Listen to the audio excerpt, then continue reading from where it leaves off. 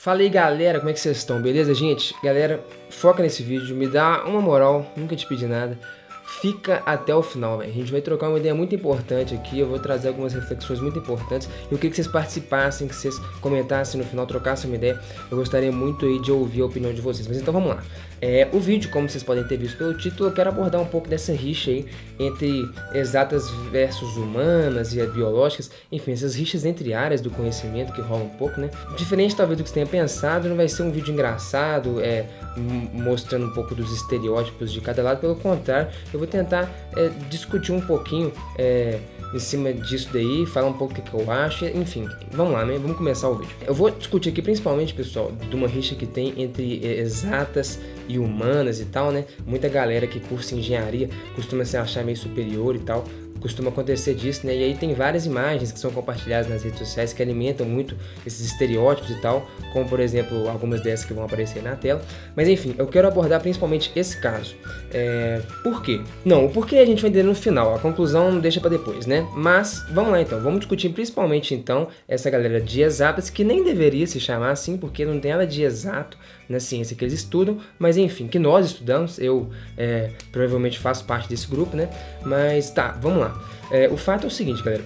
Eu, por exemplo, então, eu cursei 5 períodos de engenharia mecânica, agora eu mudei para física, né? Tô terminando a graduação em física.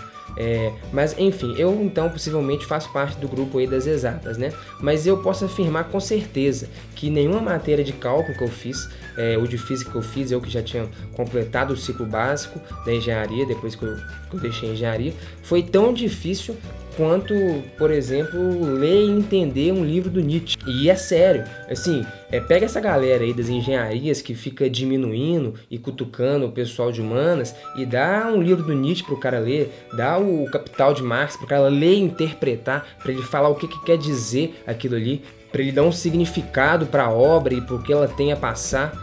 Acho que muito possivelmente o cara vai dar uma bugada. Mas por quê? Vamos lá. Vou te passar então um pouco do que eu leio dessa situação. Para ser bem sincero, na verdade nem tão sincero, mas eu vou construir essa ideia aqui a título de ilustração, que acho que vai fazer sentido no final. Então vamos lá.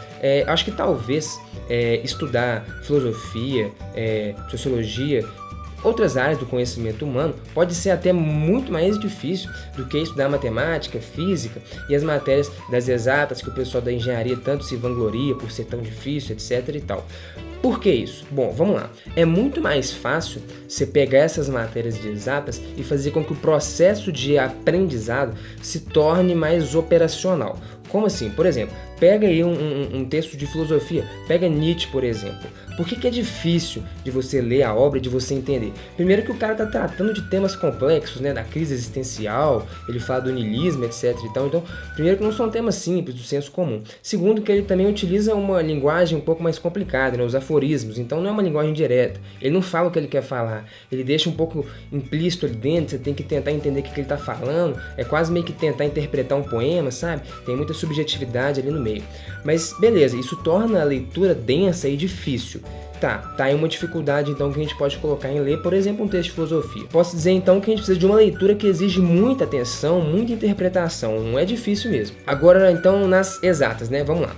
Compreender o cálculo, a física, os seus teoremas e o que eles implicam, de fato é muito difícil sim. Eu diria que na verdade exige até mais interpretação e reflexão do que a leitura do Nietzsche. Por quê? Porque agora, na verdade, a gente está lidando com uma linguagem até mais sofisticada do que os aforismos, que é a matemática, né?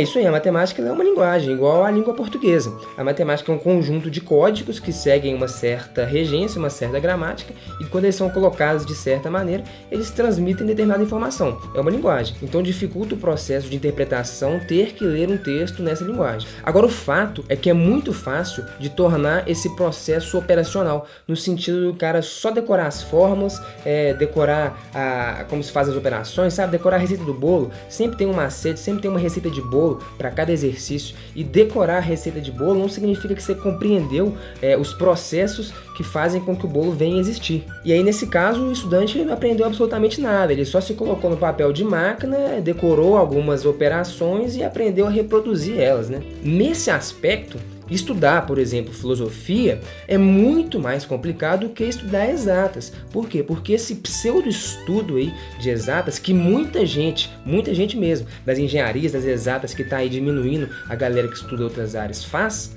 esse estudo ele não valeu de nada. Porque ele deixa de lado a parte intelectiva, o processo é puramente mecânico. O cara se torna só mais um operário no processo de aprendizagem. O que ele faz, qualquer um faz. Qualquer máquina, qualquer homem. Ele é o famoso homem-boi, né? Já ouviu essa expressão? Quem cunhou ela, se não me engano, foi Taylor, o cara lá da administração científica, modo de produção taylorista e tal. O homem-boi, ele é a peça fundamental lá para o modo de produção capitalista, né? Ele é o cara que tá lá fazendo a mesma tarefa repetidas vezes, sem questionar, o cara que fica na linha de produção, apertando aquele parafuso, sem se perguntar por quê, sem sequer conhecer, às vezes, o produto que sai ali no final, né? Não é importante que esse cara pense, né? É importante só que ele aperte os parafusos, né? E deixa eu te contar uma coisa aqui. Você que é o cara das exatas, da engenharia, que diminui os estudos de outras áreas do conhecimento.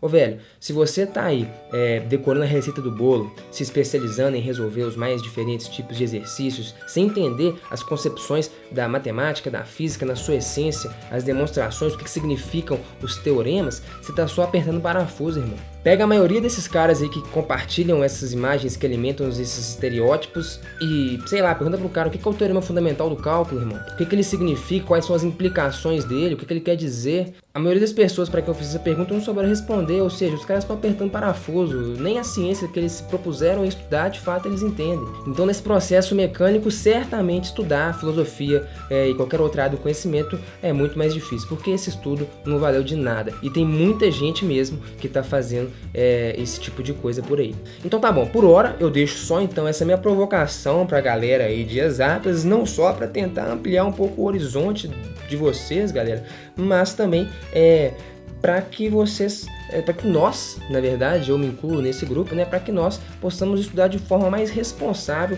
as ciências que nós nos propusemos a estudar, né? Estudar desafiando o intelecto e não o mecânico. A parte complexa da física, da matemática, da engenharia, ela é concebida aqui, irmão, e não no braço, não fazendo uma lista de 438 exercícios até dar calo na sua mão. Mas isso aí também já é assunto para outra conversa. Vamos lá. Bom, na verdade, nem era sobre isso que eu queria falar, não, mas eu não podia deixar de citar essa rixa e a infantilidade que ela traz consigo e também fazer um pouco dessa provocação pra galera de exatas aí que tá se achando superior a todo mundo.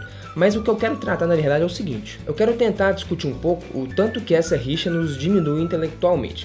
Porque a rixa em si não me surpreende tanto e nem me interessa tanto, mas sim o que pressupõe a ela. Por quê? O que pressupõe essa rixa entre áreas? Pressupõe que há uma segregação, uma separação das pessoas em áreas, né? Tem o cara da área X, da área Y, né? O cara da área de exatas, de humanas, e por aí vai. A rixa em si não me surpreende tanto porque a humanidade funciona assim, né? Eu sou do partido azul, você é do vermelho, então a gente vai ter que trocar um soco. Você torce pro time A, pro time B, então a gente vai ter que se matar. Eu sou da área X, você é da área Y, então a gente vai ter que ficar se ofendendo e trocando esse tipo de coisa. Enfim, a rixa aparece meio que naturalmente, né? Faz parte do ser humano. Agora, o que tá por trás dela, que eu acho que é a parte interessante, que é essa segregação das pessoas em áreas do conhecimento, não é isso? O grande problema, na minha visão, é que essa segregação pressupõe que você pertence a somente uma área do conhecimento. E é aí que está o problema. É tipo assim, nossa, eu sou de exatas e graças a Deus eu não vou precisar de história nunca mais na minha vida, tá ligado? Eu sou de humanas, nossa, ainda bem, sei lá, nunca usei a forma de Bhaskara na minha vida, esse tipo de coisa, sabe? Esses estereótipos que a gente alimenta, tipo assim, nossa, nunca mais vou estudar de matemática na minha vida. Eu acho que isso reflete muito na forma como a gente sai da escola. Tipo assim, sabe? O cara, nossa, eu vou cursar direito, nossa, ainda bem, nunca mais vou precisar usar matemática na minha vida. Ou então, cara, nossa, eu vou cursar engenharia, ainda bem, nunca mais vou precisar de história, nem de saber interpretar um poema, sabe? Coisas desse tipo. Isso, na minha opinião, mostra uma grande imaturidade nossa diante do conhecimento. Porque mostra que a gente não entende o conhecimento das mais diferentes áreas como algo que possa nos acrescentar como ser humano, como algo que possa nos ajudar a enxergar a realidade sobre ângulos diferentes. Eu mesmo, como eu estava falando, eu sou de exatas, mas hoje, possivelmente, talvez eu leia mais filosofia, sociologia e literatura do que física e matemática no meu dia a dia. Por quê? Porque essas outras ciências me permitem olhar para a realidade de perspectivas e de ângulos que a física e a matemática não me permitem. Então a conclusão aqui é que essa segregação em áreas ela é péssima, porque ela pressupõe que a gente pertence somente àquela área. Então isso nos dificulta ou quase que nos impossibilita de que a gente esteja explorando diferentes faculdades mentais, que eu acho que seja o ideal. Então, falando, por exemplo, um pouco da minha experiência pessoal, independente da sua área, a matemática ela é uma ciência imprescindível para a sua vida, não só pelo conhecimento em si, talvez não as equações em si e tal, mas o raciocínio lógico matemático que ela permite que você desenvolva. Isso é essencial, principalmente, por exemplo, na tomada de decisões, se avaliar o risco de determinada escolha, o estudo da matemática, o raciocínio lógico matemático que você desenvolve com esse estudo, ele é essencial. E eu consigo ver facilmente em algumas pessoas essa dificuldade, talvez, em tomar decisões rapidamente, em avaliar riscos, em ponderar as coisas e escolher o A ao invés do B, justamente por não terem desenvolvido muito bem essa inteligência lógico-matemática. E isso, na verdade, vale para qualquer área. A matemática ela é essencial, imprescindível, como eu disse, mas a história também ela te permite que você entenda a realidade que você vive, como que se chegou nessa realidade que você vive, como que o cotidiano político interfere na sua vida privada. Então é essencial que você entenda um pouco da história, principalmente da história do seu país, né, de onde a gente vive, a história do Brasil. A filosofia e a sociologia também são essenciais, também são imprescindíveis para que nós possamos desenvolver um senso crítico da realidade, para que a gente possa entender não só a nós mesmos, como também a realidade que nos cerca. A poesia também é fundamental, porque é o que faz a gente humanos, né, nos provoca a apreciar a arte, a entender a humanidade que tem dentro da gente, e por aí vai. Enfim, todas as áreas têm sua relevância e têm sua significância, diferente do que essa rixa bastante infantil traz consigo, de que uma área é superior à outra, que a gente quer sempre se mostrar como pertencentes do grupo que é superior aos demais, mas eu não acho que isso exista. Eu acho que todas as áreas são igualmente relevantes. E de novo, então, a conclusão aqui é que essa rixa bastante imatura faz com que a gente não compreenda a relevância das diversas áreas aí do conhecimento. Então é isso. Concluindo, então, eu acho que essa rixa é realmente muito ridícula. Ela só nos empobrece intelectualmente, uma vez que ela nos impossibilita de que a gente esteja explorando e alimentando diversas áreas do conhecimento que são muito importantes para que a gente faça uma leitura mais ampla da realidade que nos cerca. Então acho que é isso, galera. Acho que ficou mais ou menos claro a reflexão que eu queria trazer, né? Então eu espero que esse vídeo aí te estimule a pelo menos questionar um pouco a forma como você talvez olhe para as coisas, e que você possa esquecer as provas, os vestibulares, os diplomas, e você possa ver o conhecimento como algo que pode te tornar uma pessoa melhor, que possa modificar a sua visão de mundo e te acrescentar como um ser humano, e não só um conjunto de informações desconexas que você precisa decorar para ir lá e fazer uma prova. Mas isso aí é assunto para um próximo vídeo. Galera, então é isso aí, muito obrigado pela atenção. Se você curtiu, comenta aí, compartilha por favor, isso ajuda a gente demais, faz as paradas todas aí que tem que fazer, você sabe como é que é, mas é isso aí. Vamos continuar discutindo isso aí, gostaria muito de ouvir o que vocês têm a dizer. E é isso aí, galera, muito obrigado pela atenção, valeu mesmo, tamo junto, fui!